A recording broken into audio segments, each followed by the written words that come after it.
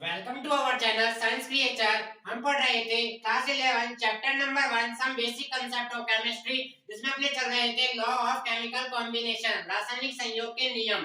रासायनिक संयोग के नियम इसमें अपन ने पहला पढ़ा था लॉ ऑफ कन्वर्जन,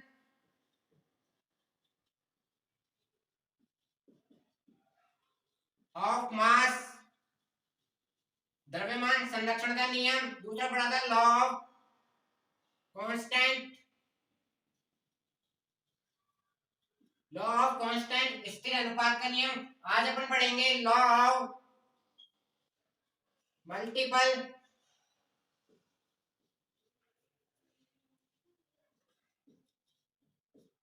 प्रोपोर्शन, अनुपात, गणितीय अनुपात का नियम। ठीक है, आइए चीजों को समझते हैं। तो आपको दोनों बस समझ में आ गए होंगे, बता दिया था कहाँ लागू होंगे कहाँ लागू नहीं होंगे। आते हैं तीसरे में चर्चा करते हैं law of multiple proportion,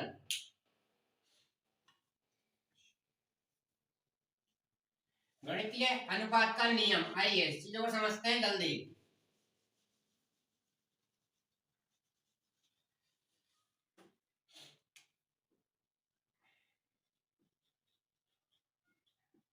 law of multiple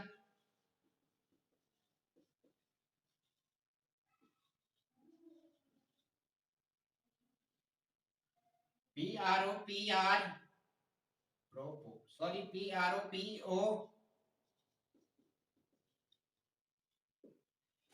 Hindi में बोलते हैं गणित अनुपात का नियम।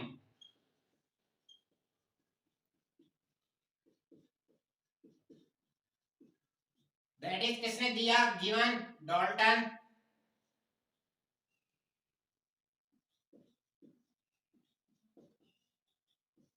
Dalton given. देने वाले वैज्ञानिक डॉल्टन थे, देने वाले वैज्ञानिक डॉल्टन थे। आइए चीजों को आगे बढ़ते हैं। क्या कहा उन्होंने गणितीय अनुपात के नियम में? अभी तक अपन ने दो नियम की बात की, दोनों नियम मास पे बात कर रहे थे, द्रव्यमान पे बात कर रहे थे। यहाँ भी बात भार की होगी। कल आपको बताया था भार क्या होता है। किसी वस्तु पर लगने वाला गुरुत्वीय बल भार कहलाता है, किसी वस्तु पर लगने वाला गुरुत्वीय बल भार कहलाता है। तो गणित अनुपात का नियम डॉल्टन ने दिया, डॉल्टन ने दिया। यहाँ तक चीजें क्लियर। आइए नियम में क्या कहा, पहली बात तो बताइए कहा क्या, क्या क्या सिद्धांत दिया, क्या थ्योरी दी इन्होंने इस नियम के लिए।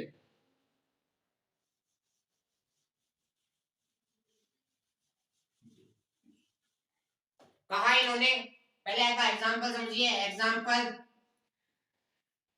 दो तत्व अपन ने लिए, कार्बन एंड ऑक्सीजन। दो तत्व अपन ने लिए, कार्बन एंड ऑक्सीजन। ये एक पहला तत्व है, ये दूसरा तत्व है।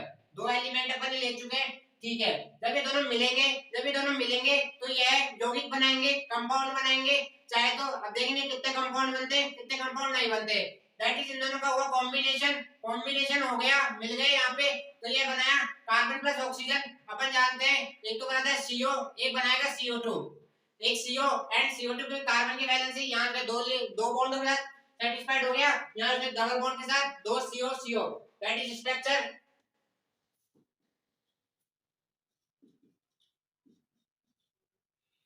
CO and CO2, CO and CO2, carbon and oxygen संयोग करके एक तो बनाया था CO एंड CO2।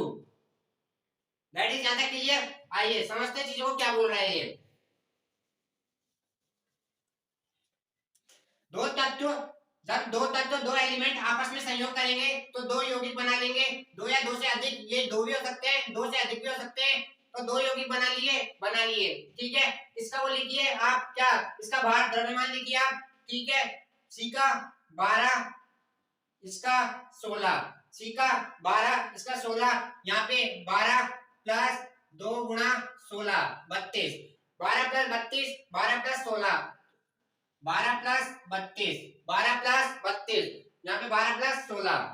ठीक है, अब आप मेरे को ये था नियम, जब दो तत्व आपस में सहयोग करके, जब दो तत्व आपस में सहयोग करके दो या दो से अधिक यौगिक बना लेते हैं, जब दो तत्व आपस में सहयोग करके दो या दो से अधिक यौगिक बना लेते हैं, तो उसमें जो एक तत्व होगा ना वो निश्चित निश्चित रहेगा। मतलब यहाँ भी कार्बन, यहाँ भी कार्बन, यहाँ भी एक, यहाँ भी एक, मतलब फोटो सेम, हमेशा फोटो सेम रहेगी। तो निश्चित भार वाला होगा ना तत्व, निश्चित भार वाला तत्व दूसरा तत्व होगा जो निश्चित भार में नहीं होगा। यहाँ पे CO2 16 है, यहाँ 32 है, यहाँ CO2 16 है, यहाँ 32 है। तो निश्चित अनुपात में जब दो तत्व आपस में सहयोग करेंगे, दो या दो से अधिक यौगिक बना लेंगे। तब दो तत्व आपस में सहयोग करेंगे तो दो या दो से अधिक यौगिक बना लेंगे। अब उन्होंने आगे क्या कहा, तो एक तत्व इसमें निश्चित अवस्था में होगा, जो दूसरा होगा ना वह निश्चित तो होगा नहीं, मतलब अलग अलग उसकी मात्रा होगी, लेकिन वो भी एक सरल अनुपात के नियम का पालन करेगा। तो यहाँ पे 16:32 वो भी एक सरल अनुपात में होगा, 1:2। तो यहाँ पे O2 1:2 में होगी ऑक्सीजन, क्योंकि कार्बन तो सेम है 12 यहाँ पे 12 लगाएंगे तो समान है, 1:1 आएगा, यहाँ पे 1:2 आएगा। तो उन्होंने क्या कहा, एक निश्चित एक तो होगा, एक तत्व तो निश्चित भार वाला होगा, जो दूसरा होगा वह अनिश्चित भार वालों से संयोग करेगा। जो निश्चित भार वाला अनिश्चित भार वालों से संयोग करेगा, जो अनिश्चित भार वाले होंगे वह एक सरल अनुपात में होंगे, वह हमेशा एक सरल अनुपात में होंगे। यही कहलाता है लॉ ऑफ मल्टीपल प्रोपोर्शन, मतलब गणितीय अनुपात का नियम, गणितीय अनुपात का नियम। दैट इज, जैसे आपको समझ में आ चुका होगा, क्लियर। देखिए इसको,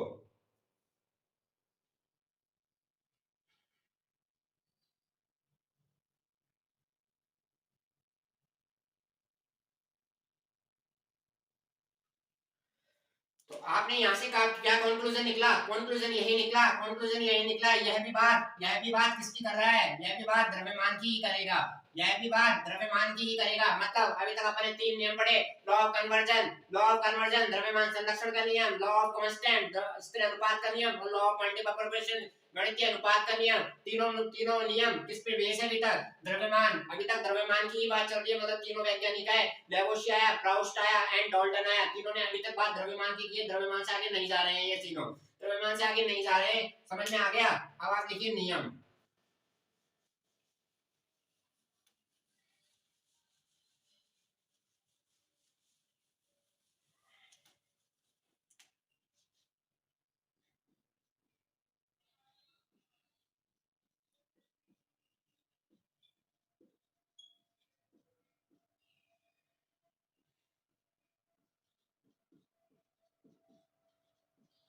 गणित अनुपात का नियम प्रस्तुत करता जीवन, ध्यान रखना डाल्टन ने इसको दिया है, डाल्टन, इसको देने वाले डाल्टन थे। अब लिखिए नियम, जब दो तत्व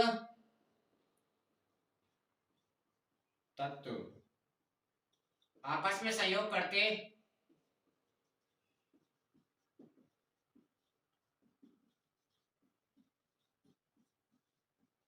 दो या दो से अधिक यौगिक बना लेते हैं,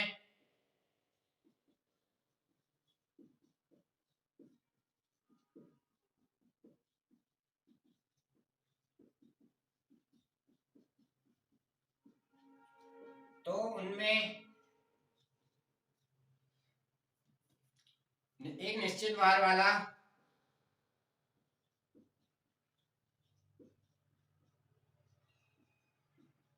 तत्व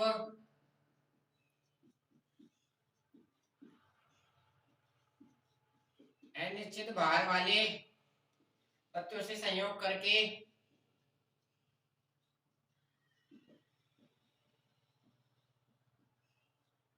एक निश्चित भार वाला तत्व अनिश्चित भार वाले संयोग हमेशा एक सरल अनुपात में करेगा, सरल अनुपात में करेगा। जब दो तत्व आपस में संयोग करके दो या दो से अधिक यौगिक बना लेते हैं, तो उनमें निश्चित भार वाला तत्व अनिश्चित भार वाले तत्व से संयोग हमेशा एक सरल अनुपात में करेगा। जो अनिश्चित भार वाला होगा ना, अनिश्चित भार वाला हमेशा एक सरल अनुपात में होगा। तो ध्यान रखना, जिसकी फोटो सेम नहीं वह अनिश्चित भार वाला, जिसकी फोटो सेम वह निश्चित भार वाला। निश्चित भार वाले पे आपको ध्यान नहीं देना है, क्योंकि वो फिक्स है, फिक्स पे आपको कभी कोई वर्क नहीं करना होता है। और करते हैं अनिश्चित भार वाले में, क्योंकि यहाँ पे मेरे को डिफरेंस पता चलता है कि यहाँ क्या है दूसरे में क्या है, डिफरेंस पता चलता है। डिफरेंस देखने के लिए अपन जाते हैं अनिश्चितता की ओर। ठीक है, यहाँ तक चीजें क्लियर। एक और एग्जांपल लेते हैं और क्लियर करते हैं इसको। पहले लिखिए,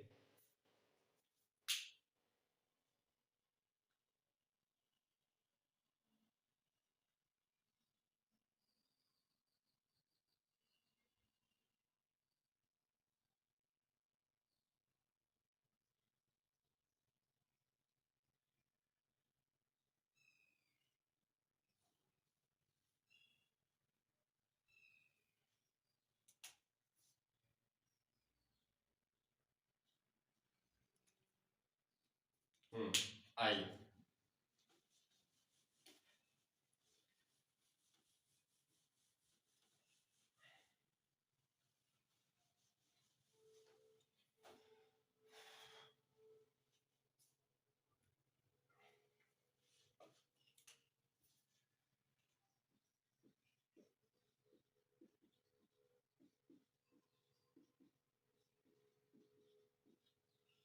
C2H4 C2H4 C2H6 that is किन किन से मिलकर बना है? क्या क्या दिख रहा है आपको? यहाँ पे दिख रहा होगा कार्बन है एंड हाइड्रोजन है।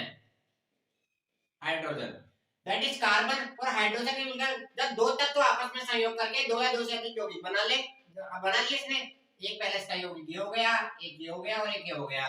तो मतलब परिभाषा यहाँ तक तो सही है। तो आइए परिभाषा क्या बोलता है? बोलते हैं नियम, जब दो या दो से अधिक तत्व मिलके जब जब दो तत्व आपस में मिलके दो या दो से अधिक यौगिक बना ले, यहाँ तक वहां तक परिभाषा अपने क्लियर कर ली। ठीक है, तो एक निश्चित भार वाला तत्व, निश्चित नहीं अब लिखिए, अब ऐसे बोलिए, एक अनिश्चित भार वाला तत्व, भार एक नहीं एक से अधिक अनिश्चित भार वाले तत्व एक निश्चित भार वाले तत्व से, एक निश्चित भार वाले तत्व से संयोग करते हैं तो जो भी अनिश्चित भार वाला होगा ना वह हमेशा एक सरल अनुपात में होगा, सरल अनुपात में होगा। ठीक है, समझते हैं यहाँ पे। कार्बन का हम जानते हैं परमाणु क्रमांक 12, तो 12 दूना 24, तो 24 प्लस हाइड्रोजन का एक होता है तो एक गुणा दो, दो, तो 24 प्लस दो। C2H4 कार्बन का 24, हाइड्रोजन का 4, कार्बन का 24, हाइड्रोजन का 6। परिभाषा क्या थी? परिभाषा ये थी अनिश्चित भार वाले तत्वों, अनिश्चित भार वाले, अलग अलग भार है इनका, एक निश्चित तत्व से, निश्चित भार वाले तत्व से अनिश्चित भार वाले तत्व, एक निश्चित भार वाले तत्व से संयोग करेंगे तो अनिश्चित संयोग करेंगे तो क्या ये करेंगे? एक सरल अनुपात में करेंगे, हमेशा तत्व एक सरल अनुपात में करेंगे। तो यहाँ पे 24 तो फिक्स हो गया, तो अनुपात 2 अनुपात 4 अनुपात 6, तो 1 अनुपात 2 अनुपात 3। यही नियम है, सरल अनुपात में करेंगे, हमेशा याद रखना सरल अनुपात आना चाहिए। सरल अनुपात कटे जाता काट देना, सरल अनुपात में होगा अनिश्चित भार वाले तत्व, अनिश्चित भार वाले तत्व एक निश्चित भार वाले तत्व से संयोग करेंगे, अनिश्चित भार वाले तत्व एक अनिश्चित भार वाले तत्व एक निश्चित भार वाले तत्व से संयोग करेंगे। जो अनिश्चित भार वाले संयोग करेंगे ना वह हमेशा एक सरल अनुपात होगा, अनिश्चित भार वाले तत्व होगा एक सरल अनुपात होगा। यही गणित अनुपात का नियम है, सरल अनुपात का नियम है। ठीक है, आइए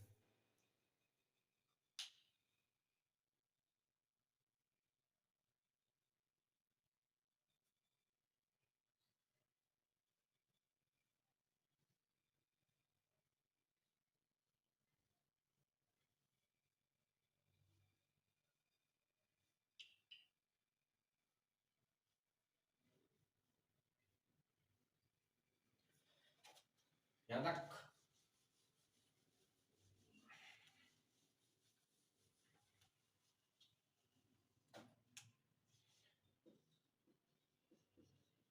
sulphur and oxygen, sulphur and oxygen two elements combine कर लेंगे। क्या क्या बनाया? SO2 SO3 SO2 SO3 S का सल्फर कितना होता है? सल्फर कितना होता है? 32, 32 प्लस 32, यहाँ पे 32 प्लस 32, सल्फर का 32, 16 गुणा 32 होती है 48, 16 गुणा 3, ऑक्सीजन का 16 होता है, 3 बार गुणा होकर 32 में 32, फोटोसिन किसकी? 32 की। तो अनिश्चित भार वाले तत्व आपस में संयोग करेंगे, अनिश्चित भार वाले तत्व आपस में संयोग करेंगे निश्चित भार वाले तत्व से।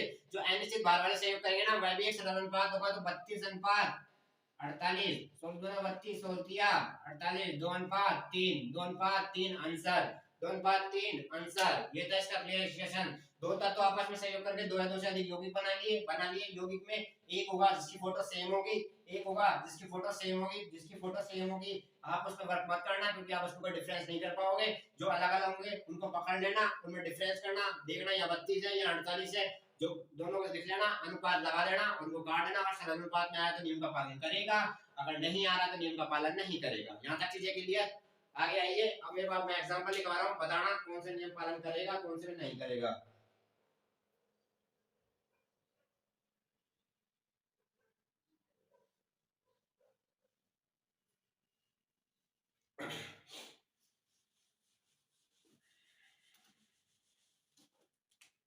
Example H2O and H2O2। बताइए यह दोनों ये लॉ ऑफ मल्टीपल का नियम का पालन करेंगे, गणित अनुपात के नियम का पालन कर रहे हैं या नहीं कर रहे। परिभाषा दो है, दो से दो तक तो आपस में सहयोग करके, तो फोटो में आपको दो ही दिख रहे होंगे, तो H और एक O। इन दो के अलावा आपको कोई तीसरा दिख रहा है? नहीं दिखेगा, क्योंकि परिभाषा में पहले कहा है कि दो तत्व आपस में सहयोग करके एक दो या दो से अधिक दो भी बना लेते हैं। तो अगर दो बनाया तो बताइए गणित अनुपात के नियम का पालन करेंगे या नहीं करेंगे, चर्चा कर लेते हैं इसके ऊपर। हाइड्रोजन का 2 गुणा 1 प्लस ऑक्सीजन का 16, इसको फोटो में इसको डब्बे बंद कर दिया। 2 दूनी 4, 2 दूनी 4, 2 दूनी 4 होगा, 2 गुणा 1 होगा। यही बात, बस यही गलतियां करते हैं लोग। 2 गुणा 1 प्लस 16 गुणा 2 32, ये इसको भी फोटो में बंद कर लिया। तो 2 गुणा 1 2 plus 16 2 plus 32, photo same, work मत करना इसके ऊपर, बिना फोटो वाला सेम वालों को 16 बटा 32, 16 कम 16, 16 दूना 32, 16 कम 16, 16 दूना 32, अर्थात यह गणित के अनुपात के नियम का पालन कर रहे हैं, ये गणित के अनुपात के नियम का पालन कर रहे हैं। यहाँ तक चीजें clear?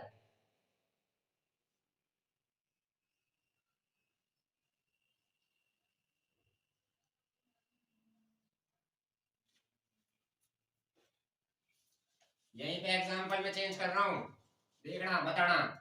H2O and D2O, H2O D2O, क्या कहा था, क्या बताया था आपको कल? समस्थानिक, that is isotopes, that is isotope, परमाणु क्रमांक समान लेकिन द्रव्यमान संख्या भिन्न भिन्न, द्रव्यमान संख्या भिन्न भिन्न। आइए H2 का कितना होता है? H2 का 2 गुणा 1 प्लस 16, 2 गुणा 1 प्लस 16, क्या नियम इस पे लागू होगा? बात करेंगे अपन इस पे। डी का होता है 4 गुणा 2 प्लस 16, 4 गुणा 2 प्लस 16, तो 2 प्लस 16 8 प्लस 16, गणित के नियम का पालन कर रहे हैं क्या? अब आप कह दोगे सर आपने तो फोटो सेम बोला है, फोटो सेम बोला है। अब आप बात को सुनिए, एक ही तत्व के लिए ये भी हाइड्रोजन ये भी हाइड्रोजन, तो इसका कल आपको बताया था 1H1 1H2 एंड 1H3, तो परमाणु क्रमांक समान, इसको ही बोलते हैं D2O, इसको ही बोलते हैं क्या? D2O। तो ये तो एक ही तत्व हो गया, एक ही तत्व हो गया। परिभाषा में क्या बोला है? एक एक से जब दो तत्व आपस में सहयोग करते हैं, जब दो तत्व आपस में सहयोग करते हैं, तो दो तत्वों में ये कोई अलग अलग तत्व थोड़ी है। तो ये भी हाइड्रोजन ये भी हाइड्रोजन का समस्थानिक है, तो दो तत्व, ये एक हो गया और ऑक्सीजन दूसरा हो गया।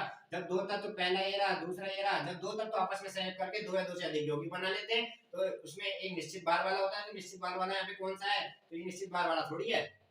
तो ये गणित अनुपात के नियम का पालन करेगा नहीं करेगा? करेगा नहीं करेगा? नहीं करेगा, ये भी गणित अनुपात के नियम का पालन नहीं करेगा।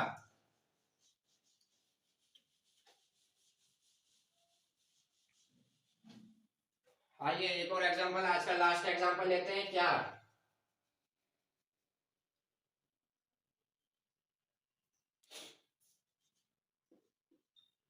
CO2 CH2, CO2 CH2, चर्चा करते हैं। कार्बन का 12, ऑक्सीजन का 32, कार्बन का 12, सल्फर का 32 दूना 64,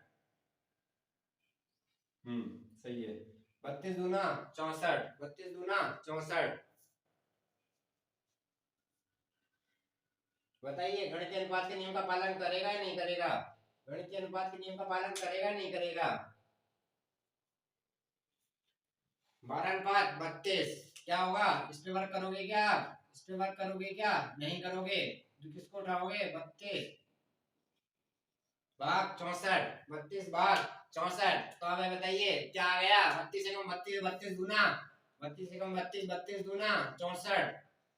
ये तो अन्याय हो गया, ये तो अधर्म कर दिया आपने इसके साथ ही। तो इसका आपके अनुसार गणितीय अनुपात के नियम का पालन कर गया? आपके अनुसार गणितीय अनुपात के नियम का पालन कर गया नहीं कर गया? कर गया भाई साहब। आपने तो कहा था सर हम दिया एक अनुपात 2, अब आप तो गलत हो गए, गलत हो गए सर, आप तो गलत पढ़ा रहे हो।